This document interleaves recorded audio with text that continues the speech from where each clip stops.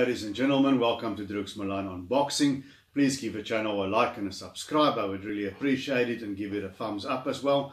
And Friday night at the York Hall in London, England, for South Africans, it's all about the man here in the picture with me on my right shoulder, IBF flyweight champion Moruti babyface Mthalane. That picture was taken when he won his second IBF world title. Shortly thereafter, I'm older and fatter and uglier, and Moruti is still the babyface. He still looks exactly the same. He's an ageless marvel, 38 years old.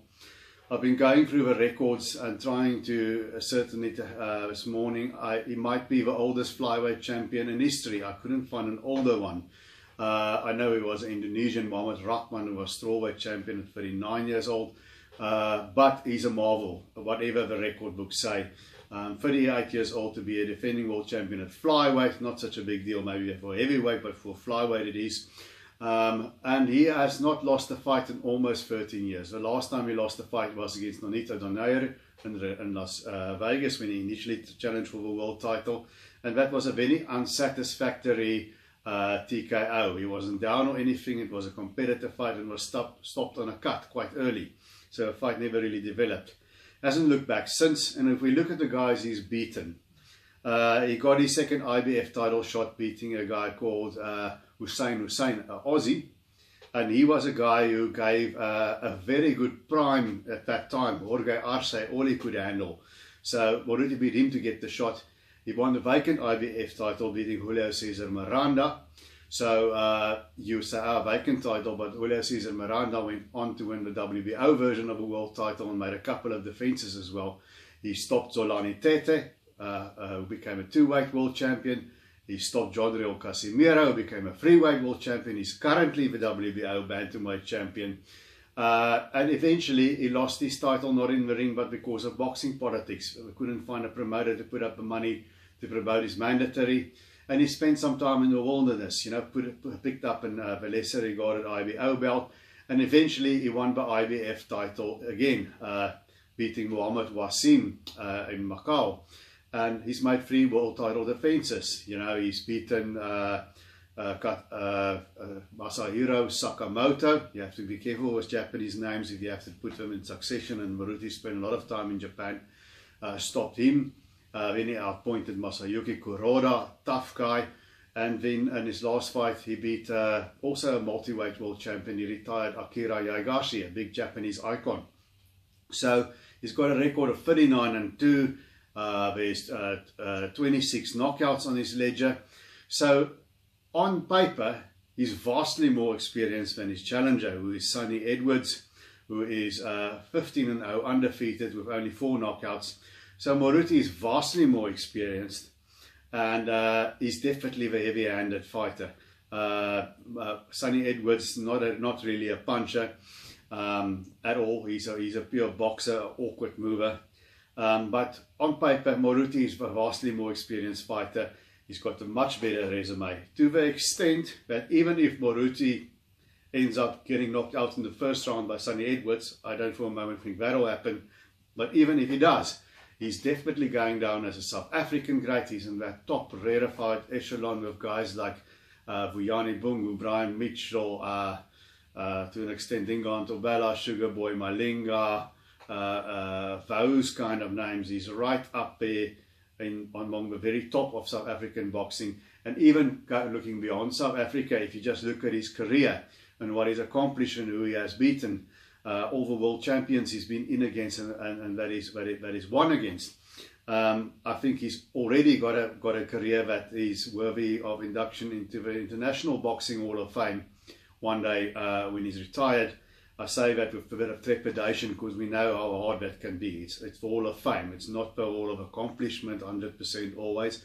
And it's hard for foreign fighters, it's hard for lowerweight fighters to get in. It will depend who is on the ballot. In that year, Vuyani Bungu is still not in. And as we know, Chris Eubank and Nigel Benn, for you UK fans, incredibly, they're not in the Hall of Fame yet. So, that aside, Moruti Mthalane is a guy who maybe on tape, watching him on film, looks easier to fight than he actually is. He's not extremely unconventional, but he's very compact. He's got his hands up there in a sort of a peekaboo style. The way his body is proportioned, his arms are big, they cover his body, his torso. You can hit him. He's not Pernal Whitaker slick, but he's got a solid defense. You're not just going to hit him with everything you tee off with. He's got a very good control of distance, very good timing, very good punch variety. He's not a one and done puncher, but everything he punches you with, he hurts. And eventually he wears guys down. I mean, he stopped Yaigashi. The guys that are sort of voluntary defenses like Sakamoto, he stops them. Masayuki Kuroda is a super tough Japanese guy. He went the distance. And Mohamed Wasim also. So I gather from listening to the interviews of Sonny Edwards that he is the underdog with the bookies in England. But now, if you are a betting man, and if you're a betting man and you want to win money, you've got to bet on an underdog. I would take a chance on this underdog because, yes, he is 15-0. He's not fought nearly at the same level, but he's fought some pretty good guys on a European sort of level. And European level is often almost the same or the same as world level. He's won the British title by beating Marcel Braithwaite, and his last fight he beat Thomas Esomba. And I watched those fights and a few others as well. Now, Sonny Edwards, if I could pick a voluntary defense for Moruti Mthalane, I would not have picked Sonny Edwards. You know, if you look at the Japanese, Mohamed Wasim is from Pakistan, I believe, and Kuroda, Sakamoto, they guys that stood their ground, they reasonably flat-footed and they stand and they fight with you. You don't have to go and look for them. Now, Sonny Edwards, Moruti is going to have to look for this guy because there's really only one way he's going to fight. He's not going to stand there and trail Moruti. He wins his fight by moving, and he moves very, very well. He's got a good set of feet on him, does the youngster have. He's awkward, he moves very well, he hits and he's on his bicycle and he moves perpetually around you in that ring. If a fight ends up in a boxing match in the center of the ring, Moruti is not going to win a technical boxing match in the center of the ring against Sonny Edwards. He'll get it appointed. I'm pretty sure of that. He's going to have to get Sonny onto the ropes, into the corners. He's going to have to make that ring small. So Sonny Edwards, if you have an aging fighter, and Moruti also has been inactive, no fault of his own, he's going to fight December, he's mandatory against Jason Mama. The promoter messed up, the fight didn't happen. So he's got inactivity, and it could work for him, giving his body a rest, or it could work also against him, because what I've seen with a lot of his fighters that were inactive, you know, they take rounds to get going. We saw it the other day against Imani Colombo. We saw it with Jackson Chauke the other day in East London. They take a while to get going, you know, and that's something that mustn't happen to Moruti, because then if you're taking a while to get going, Edwards is going to bank those rounds. And they know each other. They're friends outside of the ring, I gather. They were sparring partners in a camp for the Ukrainian champion, Artem Dalakian, WBA flyweight champion. So they know each other well. And, you know, a guy that runs and moves around the ring is not the kind of fighter you want for your aging world champion. But Colin Nathan, I think, is one of the best managers on boxing, in South African boxing, certainly. He resurrected Mthalane's career when it was just sort of flagging and no one was interested, through no fault of Mthalane, and he made him world champion again, helped make him get him there, get him the right opportunities. So I'm sure the reason by taking this fight against Sonny Edwards is simply because that's what came up, and it's probably the best money option available. Fighting in the UK, the currency is good, so that's why he's fighting Sonny Edwards. We are not spoiled for options in the COVID environment. Now, for Sonny Edwards, it's very simple what he's going to do. He's a very good mover, and he's also a switch hitter. He likes changing from southpaw and back again. And if you look at Moruti Mthalane, it's these awkward shots that sometimes catches him. When he fought Mohamed Wasim, when he won his second world title, you know, Wasim took a step over, changed to southpaw, and got him with a sort of a left hook uppercut hybrid to knock him down in the later rounds. And I think Sonny Edwards will catch him with those kind of shots as well. But the difference is, I don't think Sonny is as strong as Mohamed Wasim, and I don't think Moruti can be hurt, but I don't think Sonny Edwards can hurt him, quite frankly. Now, Edwards, he's got everything going for him except experience. He hasn't got the experience going for him, and he hasn't got the power going for him. But he is the younger guy, he's got activity, he's got home ground advantage. UK away fighter is hard to win a decision. I don't know who the judges are yet, but I think also the South African camp, they probably had limited choice in the matter. So Edwards just has to make things close and steal those rounds. He's going to have to stay on his bicycle. Moruti, he's going to have to pin him down, and for that we all know what it is. You're going to have to go to the body. It's hard to get to Edwards' body because his hands are here by his hips, and it depends on his reflexes to get his face out of the way, and so far he's done it well.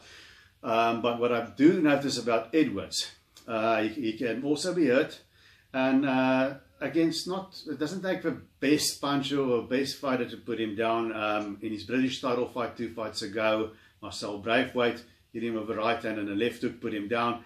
In an earlier fight he was also down. And Moruti is better than Braithwaite and Somba and those guys. So I think if Moruti puts him down and he stays on him, he might get him out of there.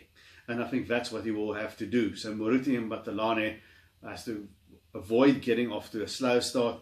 He's going to have to jab Sonny Edwards to his chest, try and hit the arms and the body where he can. Not going to be very easy for him. I think Sonny Edwards is the wrong style for Moruti. It's a difficult style for him, and he's going to have to chase him down. Now, who is going to win? A lot of people, nobody in South Africa is giving Sonny Edwards much of a chance, but I sit and I look at fights and I study styles. I think Sonny Edwards, like I said, is a live underdog given the circumstances of a fight. He can bank enough rounds, he can get knocked down, but get up and win enough rounds to win a decision there. It might very well be the end for Moruti Mthalane at world level. I sincerely hope I'm wrong. Just like every other South African, I badly want my my man over here and over my shoulder to win this fight. But you know what? If I look at Sonny Edwards, he's had most of his fights as a junior bantamweight, a super flyweight. He's coming down in weight. Now that could mean that he has a bit more power at the lower weight. I don't think so, because to have power, vast majority of fighters need to plant their feet. Now and then you can get an exceptional guy who can punch going backwards, like the Sugar Rays, Robinson and Leonard, and Michael Nunn used to be able to do that. But I don't think Sonny Edwards can do that. They call him the flyweight Lomachenko. I think he's a very good boxer with great feet. He's a nightmare for anyone out there, but I don't think he's quite Lomachenko. But he's motivated, he knows what he's got in front of him. He wants to be world champion along with his brother Charlie, who was briefly the WBC flyweight champion. But I do think we're going down in weight. I don't think it's a good thing necessarily for Sonny Edwards. If I look at him in the interviews there on Hayden Bruce Jones's channel, he said Boxing Talk, his face looks very, very gaunt. He looks to me like a fighter who's pulling weight. And I think that might hurt him eventually. His feet might slow down. And Moruti will put the pressure on him. So if I have to go for a prediction, I think Sonny is going to give Moruti a lot of trouble. I think he's going to sneak and squeak rounds. If we looked at Moruti Mthalane against Akira Yagashi, his last fight, when Yagashi was on his bicycle and attacked in spurts, he gave Moruti some trouble. But Yagashi was an older fighter, he couldn't keep that up, and then eventually had to stand there and fight Moruti, and then it went pear-shaped for Yagashi quickly. And it all depends whether Moruti can pin Sonny Edwards down and make him stand and fight, make that ring small. I don't think it could very well be the night where Moruti Mthalane grows old and he loses his belt. But my gut feel tells me Sonny Edwards, he can be caught, and especially when he's close and he switches or when he opens up. I've noticed there's small moments when he squares up. When he opens up, sometimes he becomes too square. And if Moruti can time that correctly, if his reflexes are there, he can hit Sonny at that stage and he can hurt him. If Braithwaite can put him down, Moruti can put him down. And if he can then stay on top of him and chase him down, I think Moruti might force a late stoppage in this fight. I'm sure they don't want to leave it in the judges' hands.